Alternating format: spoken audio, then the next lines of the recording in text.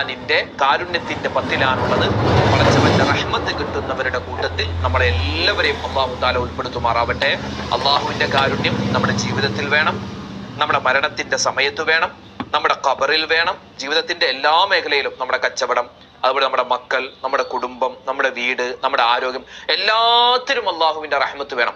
ആ റഹ്മത്ത് കിട്ടാനാണ് നമ്മൾ ഈ റഹ്മത്തിന്റെ പത്തിൽ അല്ലാഹുമ്മർഹംനി യാ അർഹമർ റഹീമീൻ എന്ന ദുആ അധികരിപ്പിക്കുന്നത്. അതാരും മറന്നു പോകരുത്. നമുക്ക് ആ ദുആയും പിന്നെ നമ്മുടെ റമദാനിൽ ചൊല്ലുന്ന അശ്ഹദു അല്ലാ ഇലാഹ ഇല്ലല്ലാഹ് അതൊരു 3 വട്ടം പറഞ്ഞിട്ട് നമുക്ക് ഇൻഷാ അല്ലാഹ് ക്ലാസ്സിലേക്ക് കടന്നാലോ?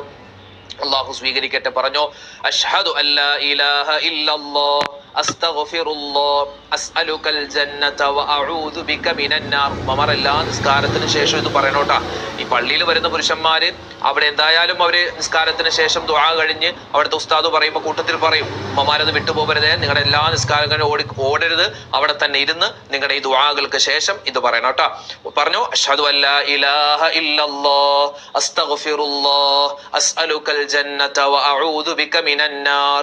അശ്ഹദു അല്ലാ ഇലാഹ ഇല്ലല്ലാഹ് അസ്തഗ്ഫിറുല്ലാഹ് അസ്അലുകൽ ജന്നത വഅഊദു ബിക മിനന്നാർ. പിന്നെ നമ്മൾ പറയുന്ന സ്പെഷ്യൽ ദുആ അല്ലാഹുമ്മർഹംനി യാ അർഹമർ റഹീമീൻ. ഇന്നലത്തെ ക്ലാസ്സിൽ നമ്മൾ പറഞ്ഞു, പലരൊക്കെ സംശയം ചോദിച്ചു, ഉസ്താദേ അല്ലാഹുമ്മ ഇർഹംനി യാ അർഹമർ റഹീമീൻ എന്നാണോ പറയേണ്ടത്, അല്ലാഹുമ്മർഹംനി എന്നാണോ? നമ്മൾ എഴുതുമ്പോ അല്ലാഹുമ്മ ഇർഹംനി എന്ന് എഴുതും.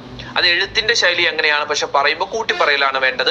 അല്ലാഹുമ്മർഹംനി യാ അർഹമർ റഹീമീൻ. കരുണയുള്ള റബ്ബേ, കരുണ ചെയ്യുന്നവരിൽ ഏറ്റവും കൂടുതൽ കരുണ ചെയ്യുന്ന അല്ലാഹ്, എനിക്ക് നീ കരുണ ചെയ്യണേ എന്നാണ് ആ ദുആഇന്റെ അർത്ഥം. പറഞ്ഞ ഒരു 3 വട്ടം, അല്ലാഹുമ്മർഹംനി യാ അർഹമർ റഹീമീൻ, അല്ലാഹുമ്മർഹംനി യാ അർഹമർ റഹീമീൻ, അല്ലാഹുമ്മർഹംനി യാ അർഹമർ റഹീമീൻ. അല്ലാഹു സ്വീകരിക്കട്ടെ.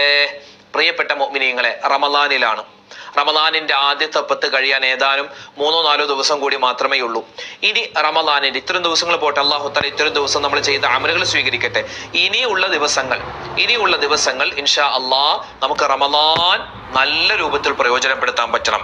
റമദാനിൽ